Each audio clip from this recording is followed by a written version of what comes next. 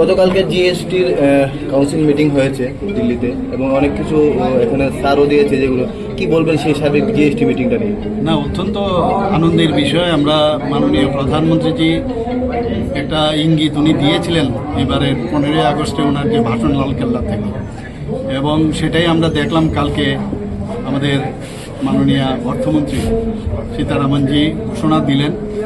এবং এটা খুবই ভালো যে এতগুলো স্ল্যাব রাখার চাইতে জিএসটিতে দুটো স্ল্যাব এখন রেখেছে, আরেকটা প্রয়োজনে কয়েকটা বিশেষ বিশেষ জায়গায় রাখবে। তো আমাদের জন্য খুবই ভালো যারা জিএসটি দেয় বা সাধারণ মানুষ, ব্যবসায়ী থেকে আরম্ভ করে সবাই। তো জিএসটি থেকে যেহেতু খুব সিম্পল হয়েছে জিএসটির ব্যবস্থাটা হয়েছে, আমি মাননীয় প্রধানমন্ত্রীজিকে ধন্যবাদ দিতে চাই। মাননীয় আমাদের অর্থমন্ত্রী যে সীতারামনজিকেও ধন্যবাদ দিতে চাই যে মানে যেভাবে রিফর্ম করছে, একের পর এক রিফর্ম, আমাদের is of business, is of doing, is of thinking, is of everything. তো সত্যি মানে আমি এর জন্য এই ভাষায় প্রকাশ করতে পারবো না কতটুকু খুশি।